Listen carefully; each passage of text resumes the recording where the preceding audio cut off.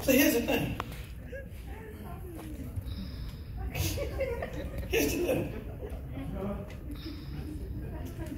We're both on the road. Right? If I'm a defensive driver, my job is not just to monitor my life, but I got to monitor her life as well. Because I may need to do some things to protect me. If she's driving erratically, because if she's not concerned about her safety, I got to be. Is this making sense? Now, I told you I'm not going to finish your day, but as a good defensive driver, you can't control other people. You can't control how fast they go. You can't control what they listen to, but you can't control how fast you go. You can't control what lane you stay in. You can't control your behavior because you got to do what's best to keep you safe if they are not. And so I was going to tell you, with toxic relationships, there are some people that you can't drive with.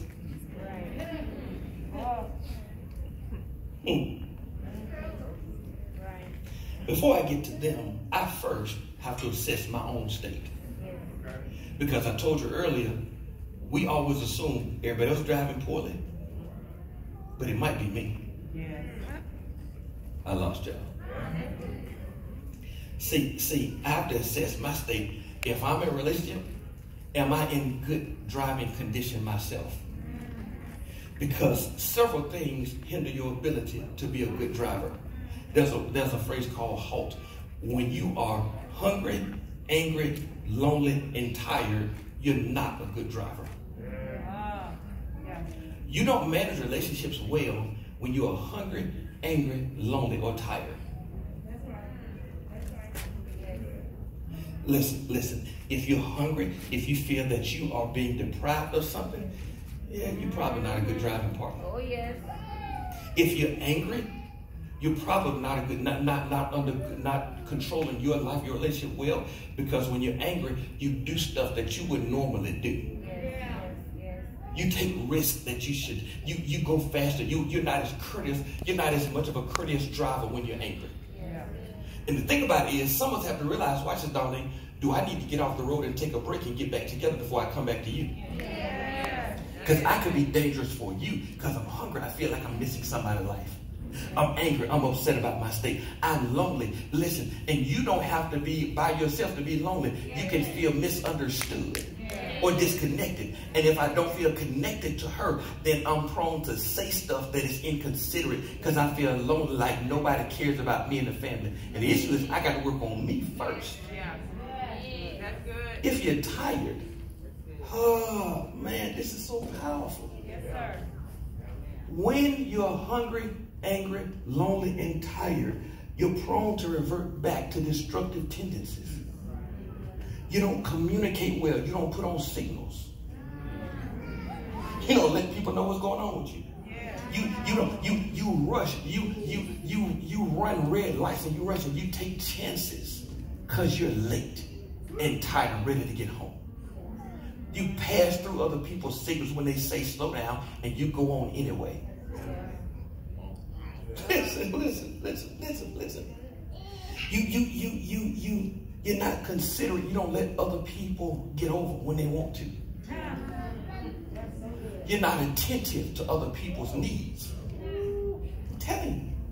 Issue we all got to ask is, see, we started talking about toxic relationships last week. I said I'm going to talk about toxic relationships. And I saw some of y'all light up. Come on, talk about them. Well, no, we got to talk about us first. We'll get to them next week. I'll see you back next week. But today I got to ask myself, am I halt? Hungry, angry, lonely, and tired. Because I'm not a bad driver. I'm not a good driver mate when I'm like that. Is this helping anybody? I have to monitor myself. Okay, you gonna stay there, you gonna come back? Well, just stay there. We match. See. Ooh, are y'all ready for this good? I have to manage my own system, my car. Any safe, productive car has several things. The first one it has is power. Right? Power is what allows your car to move. You have to be willing to change. Because if your car is stagnant and you don't want to change no area of your life, you're not a healthy driver, maybe. Because life changes. There has to be fuel.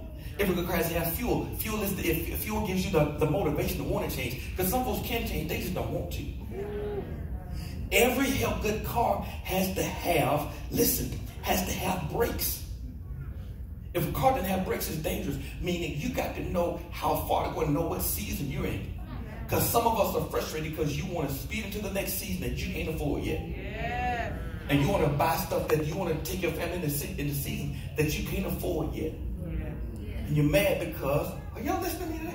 Yeah. It may not be season to spend that much. I'll get you that car, that house one day. But right now, we're trying to get these kids out of daycare. Yeah. It's a season. You don't understand brakes. You ain't got to stop. Just slow down.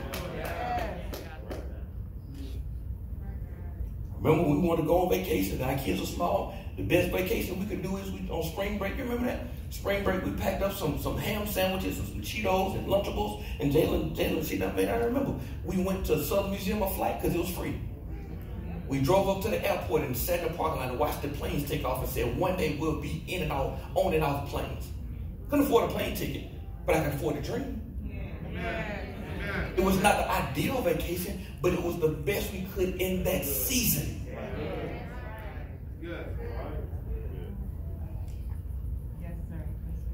Is this all right? Every properly functioning car has windows. Why? So that you can see other people. If you're not considering and looking at other people's life, how you're affecting them, you are not a good driving mate.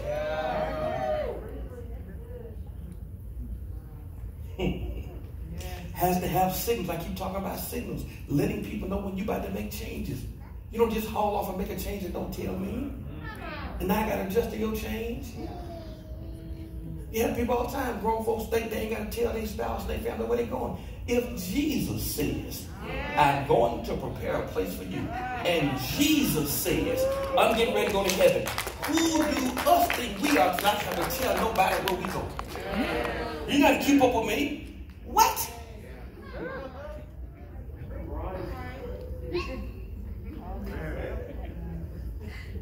I don't want to know where you are because I don't want to know who my wife is because I'm trying to run her. I don't know where she is because I'm responsible for her. Yeah. And if something happens, I can know where to find her. Yeah. And you got kids. You have people depend on you and you want to go ghost.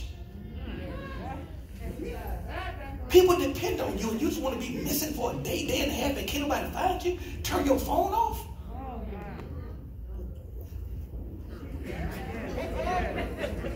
Okay, let me get at y'all business. Oh, Brother Law, is this all right? If y'all don't like it, blame him. God's going to change. Listen, you don't want me to know where you are, but the wheels fall off, who you going to call? You're going to call me. But you don't want me to know who you are. And if you're places that you don't want me to know, if you don't want me to know where you are, you're somewhere you don't need to be. Because if you're in a relationship with me and don't want me to know your life,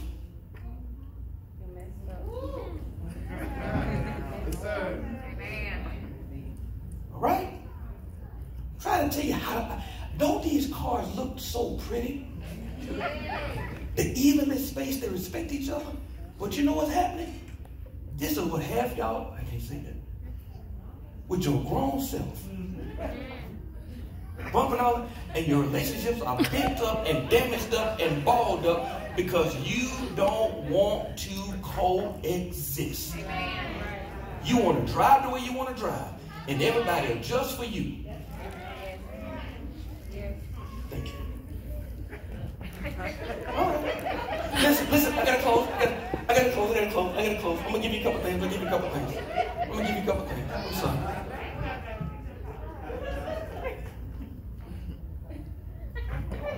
So let me help you right here. Listen, I'm gonna help somebody. I paid for that car.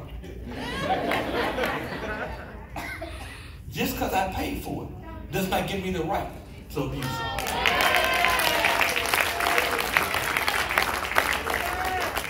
Just because you pay the bills does not give you the right. If you're going to hold your help over my head, don't help me. Amen. Man, come on, man. You going to hold your help over my head? Amen.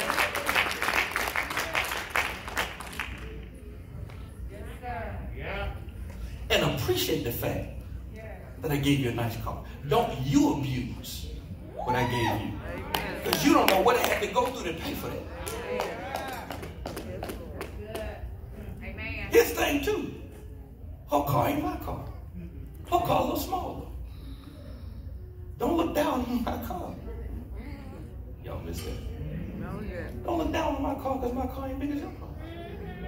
See, I'm getting ahead of myself. I'm going to talk about this next week, but one of the people that you can't be in relationship with is people that are comparative. You cannot, I ain't going to say cannot, you want to monitor being in a relationship with people who look down on your state because you're not where they are. Because what's going to happen is you're either going to feel less than or you're going to fake a life that you don't have. And you're going to try to live at a level that you can't to try, because watch this now.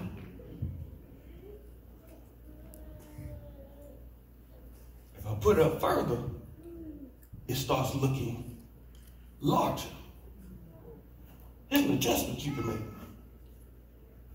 To try to get them to look the same, you try to, now if you look at them, proportion, they look the same size. But you got to operate ahead of where you are and put somebody down so you don't feel so small. Y'all better listen to me today. The problem is, if you try to live at a level that you can't, trying to keep up with the Joneses, you will destroy your life, because there's two types of Joneses. There is the foolish Joneses and the favored Joneses. The foolish Jones are the ones trying to live a life they can't afford. They drowning in debt. They borrowing stuff. They stealing. And they borrow from Peter to pay Paul. The favored Joneses is the ones that's living a life where God pours grace on their lives. And they don't operate by money. They operate by miracles. And you can't keep up with either one. So what you got to do is appreciate the state that you're in. Keep trusting God at your level and appreciate where you are. Because if you try to keep up with the foolish Jones, you will get in debt trying to look big. And if you try to keep up with the favored Jones, you'll lose your life, because you cannot pay for what God can provide. Understand your state and be your own Jones. Does this make sense? Amen. You can't buy what they can buy.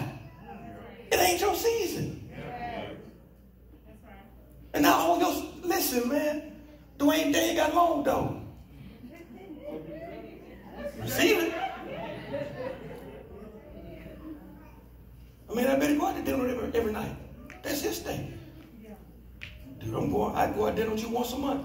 Oh, you can't hang with the big dog. Listen, they start talking like that. You try to be a big dog, you get gobbled up. You gotta go on practice now. Hey, bro, I'm working on stuff. I got a once a month big dog budget. Let me close my lesson. Is this all right? I'm going to give you this, then I'm going to pray. I'm going to pray for you. Has anybody got blessed today? I'm going to finish this week. I really want you to process this and ask yourself, am I hungry? Am I